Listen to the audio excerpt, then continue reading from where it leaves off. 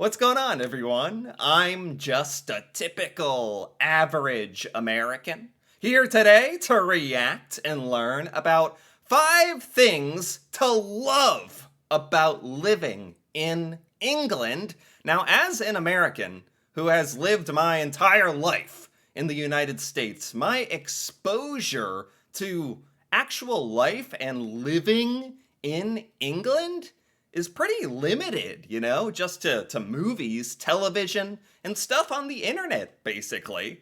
So I actually really, really enjoy these opportunities to listen to people, in this case, a fellow American, and their experience of actually moving and visiting England, living in England as an American, and the things that really stuck out to them. Things, in this case, that they loved about living in England. They didn't just like it. They didn't just kind of enjoy these things.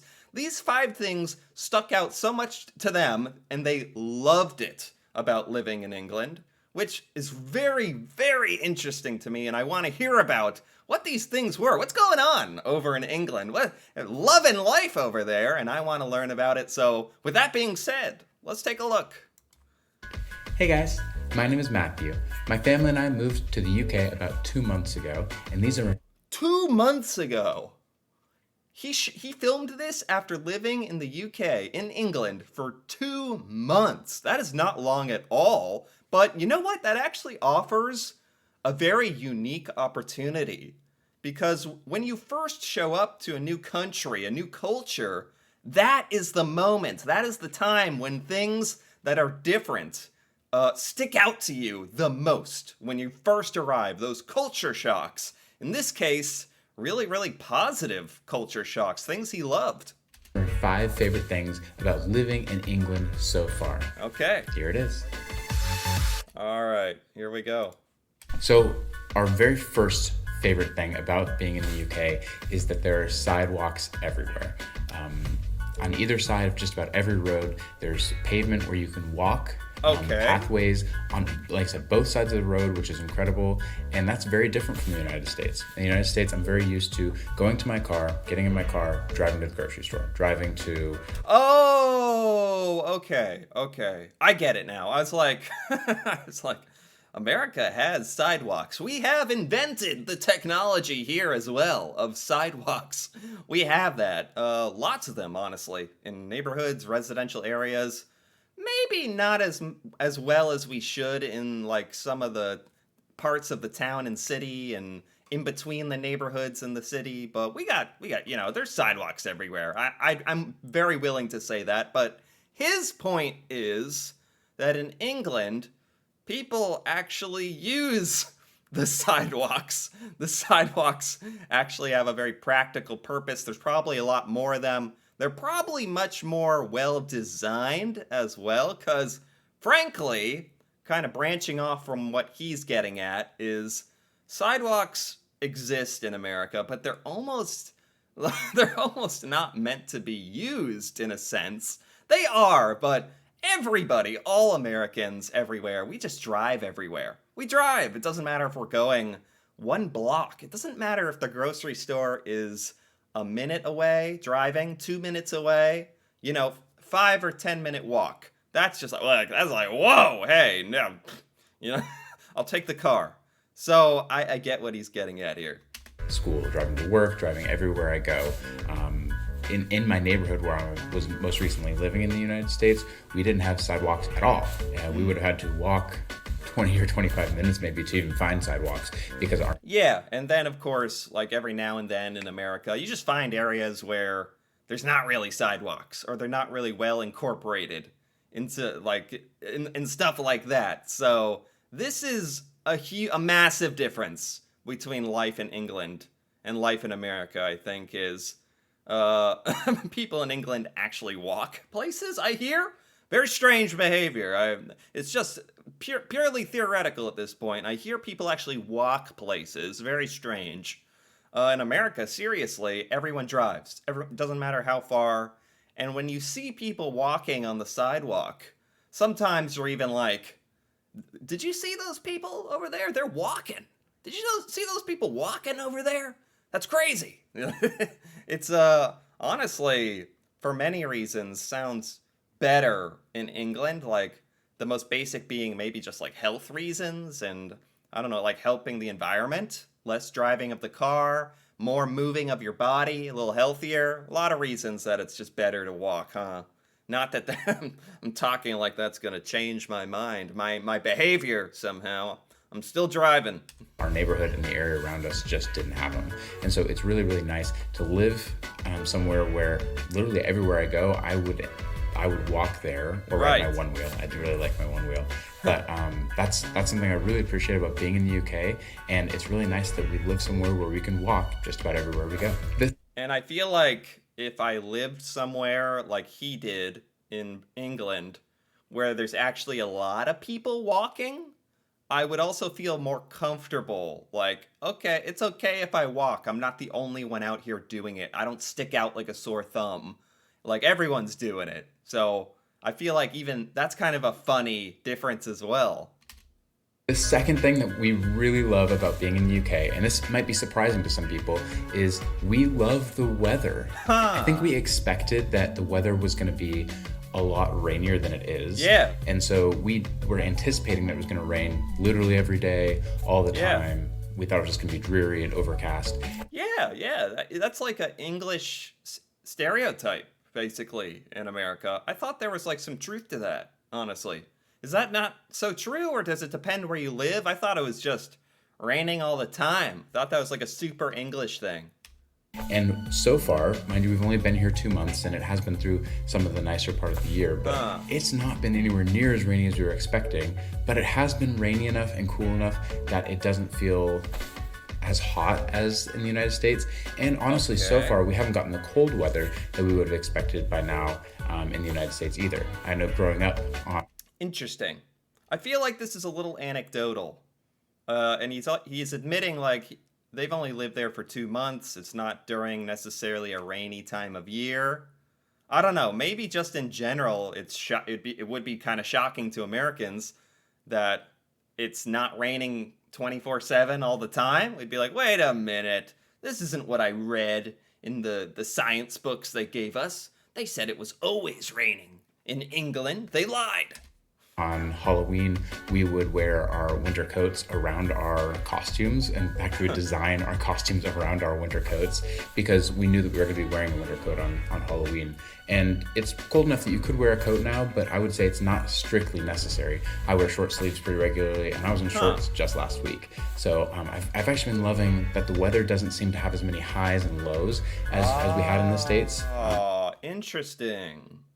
Okay. So it's been pleasantly surprising to him that the weather in England is just not as extreme because he's totally correct. In America, especially how gigantic the United States is, depending on where you live, what side of the United States and north and south, the weather can vary so drastically. It can be like a whole different climate depending on what state you live in. And he's pointing out in England, in the UK, it's smaller, it's a little more dependable on what kind of weather you're going to get. And although I still think perhaps there is more rain on average in England, although based on his experience, I'm kind of calling that into question now. Of course, that depends on where you're at in the States, though. I've been really, really appreciating the less fluctuating temperatures that I've had in the southern part of England so far. Okay, that's helpful. He's in southern England. Okay, for a little reference there. All right, this one is just a little bit of a joke, but it's actually really serious too. When I go to a public restroom in the UK, I absolutely love the fact that I don't have to worry about the stalls. It's not something I worried about when I was in the States, but it's something that I really love now that I'm in the UK. I loved his intro. Like this is kind of a joke, but not really. He's totally right. The public restrooms, I don't know what he's about to say, but I have an idea. He's talking about the stalls in the bathroom. In America, our bathroom stalls have huge panel gaps where you can see above them and below them and through the little crack in the door, and it's super weird, and no one in America understands what company is doing this and why. we can all peek at not that we're doing it on purpose or anything. It's like but there's a big old gap in the door of the stalls. You have to like really try to like be like, okay, I'm not gonna look in that general direction. Or you can see like an eyeball peering through the door crack at you. Is that what he's getting at here? Is instead of having like a stall with these weird like half wall things going on, every single restroom that's in public has got like its own complete room. So I can use the restroom in total privacy. I haven't run into a ton of urinals here. There are some, but mostly it's you get a real toilet inside of real four walls with a closing door that locks. And that's really, really nice. Wow, you just get an entire room? Like, is there only one or are there multiple? Because a lot of times in, like, I don't know, United States gas stations, there will be one bathroom just out of lack of room. And honestly, Americans are like, yes, finally, like, just one room. Like, thank goodness. And there's only one toilet available. But in England, is there multiple one-room bathrooms or only one? Because that would be annoying in a different way if there's only one toilet in the whole restaurant that can be used. The mighty the mighty toilet, everyone fighting over this one room, but it is private at least. I'm a little confused on that, but it sounds a lot better, to be honest. In comparison to the United States, where, like I said, it kind of has like these weird stalls with half doors you could see underneath and see through the cracks of. And I've never worried about my privacy before, but there's like just another step of privacy that you get in the UK that I really love. Yeah, I feel like Americans have like unintentionally gotten used to this bathroom situation. Like we've just been forced to be okay with it, and over time, like we should like be forming some kind of coalition and uprising, like the anti-bathroom stall movement in America. But instead, we're all just used to it, and we're like, okay, everyone, let's just not look in each other's directions when we're using the toilet, and we'll survive. Like, I didn't know life could be any other way. Wow, I'm learning something today. That's one of my favorite things about being here, is when I'm in public, I can go use the restroom in private. Another thing I really like about the UK, and the fourth thing on our list, is the countryside is the countryside, and a city is a city, and there's a very distinct difference here. A lot of people in England, I've heard them talk about how their cities are sprawling, and they're very frustrated by that. And I definitely get why you'd be frustrated by a sprawling city. A sprawling city? I'm gonna have to look that up. What does that mean? Sprawling city? I have no idea what that means.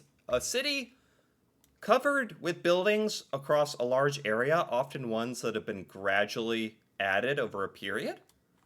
A sprawling city like a growing city? Like they're slowly adding to it? Or sprawling city? I've never heard that. But I have to say, coming from the United States, your cities are nowhere near as sprawling as ours are. Ours just kind of go for miles and miles and miles. It's ridiculous. Oh, that is what it means. Sprawling city, like a city that just keeps going and going. They add on to the outside of the city and it just grows forever. And then eventually just like slowly becomes the countryside, I guess. Yeah, that's certainly common in the United States. I guess I never really thought about that. In England, the city is the city, and the countryside is the countryside. I guess I always figured, even if our cities are sprawling, which I guess growing up in the United States, I never really noticed. Like, I didn't realize it could be different. Like, man, what an interesting observation. Huh, man, that's what happens when you grow up in one culture your entire life, I guess. But, yeah. Basically, every city in America is always, like, adding on to it and slowly becomes, like, more rural as you get outside of it. But if you want to live in the countryside, you just have to drive, like, 30 minutes or an hour away from the city, and then you'll be out, like, in the country, basically, or a more rural area. So if you really want to live away from the city, you can do it. You just maybe have to drive a little further in the United States, perhaps. And it's hard to sometimes tell where one city ends and another begins and things like that. Whereas in the UK, I've noticed once you get done with the city, you have countryside. There aren't like a bunch of houses kind of littering it. It's not like you're having a small outcropping of a city just a little bit later. It's like there's countryside and there's city, and there's a clear, distinct difference. If you walk literally 2 minutes north of my house, we were into the South Downs, and there are no houses there. Like, it's really incredible the way that the city. Wow, that's fascinating. Yeah, it certainly doesn't really look like this with literally, like, this would be pretty rare to have actual wide open countryside. There's always going to be something being built, and this is a generalization, but I think I kind of get what he's saying.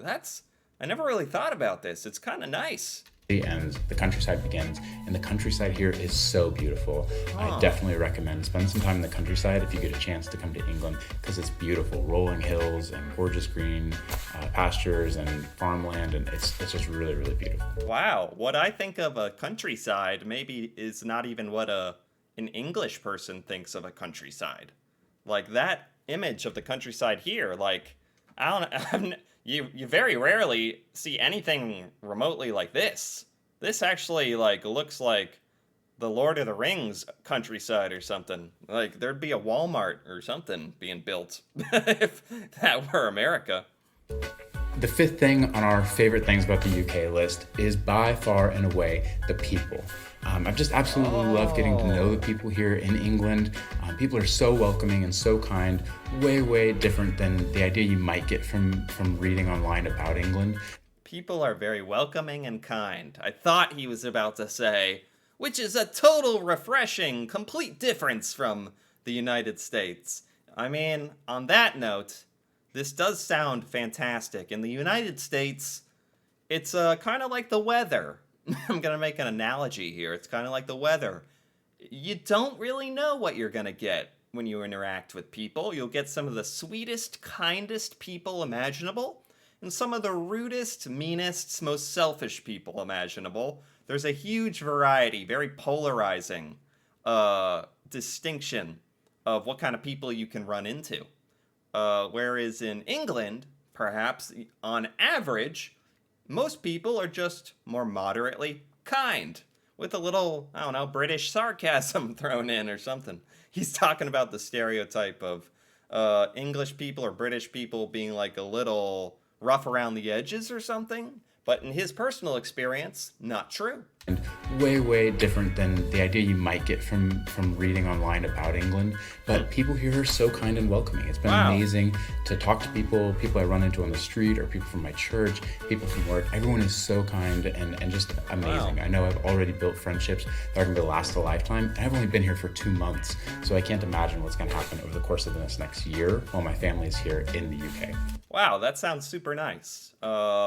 I guess from my experience, the more you get into American cities, the more kind of rude and like impatient people are. And then if you get into the American kind of small towns, small cities, more rural areas, less people, people are very, most of the time people are very kind. Although maybe as an American, I've kind of become desensitized a little bit to some of the people in America that are actually ruder and more I don't know, loud and obnoxious, that might stick out more to people from England or the UK visiting America. I think I just view them as, okay, I block them out. They're an American, loud, annoying American. I don't even notice them like anymore. Maybe there's a little of that going on. But I do think, like, for the most part, if you're living in a smaller town or city in the United States, people are nice. People are polite, kind, like, I'm happy to say. But you got to kind of choose where you live a little carefully. I've even loved getting to know the people in my YouTube channel, the comments from British people who are talking to me and giving me historical context and helping me to get to know this country better. I've appreciated your input so much, and so I really love getting to know you guys as well. Right. Those are our 5 favorite things about the UK so far. We absolutely love it here in this country. If you have things that you... Wow. So his experience living in England so far sounds fantastic. And I totally get why he chose that word, love. 5 things he loves about life in England, in the UK, is very fitting. because these were great. This was by Schaefer Family Adventure, by the way, and I got to give it a like. I enjoyed these. These were hearing what 5 things he loved and what the 5 things he chose to cover in this was very amusing, very funny at times. Like the sidewalks, they were funny but so true. The sidewalks and actually walking being a thing in England, that's awesome. The weather being a little more reliable and not as bad as he thought. The restrooms, the restrooms. People aren't watching you like you're doing some kind of performance. Going to the bathroom, which sounds like a nice change. And the countryside is actually the countryside, and the people are nice. Very good. That sounds wonderful. I get it. I'm convinced. This sounds lovely. I love hearing about other Americans' experience outside of America because Americans, man, I'm learning compared to other people around the world, such as in the UK, Americans really don't travel outside the United States much. I haven't traveled outside the United States, and that's fairly common, honestly. So it's kind of a treat to hear about Americans talking about actually getting to live life in England and what that's like. It's very fun. So I enjoyed this. Anyway, if you enjoyed this as well, feel free to give this video a like or leave a comment, perhaps with things you love about England as well. And if you're interested in more videos like this, me reacting to the UK culture, stuff about the UK I have never learned before, feel free to subscribe for more. And until then, thanks for watching, and see you next time.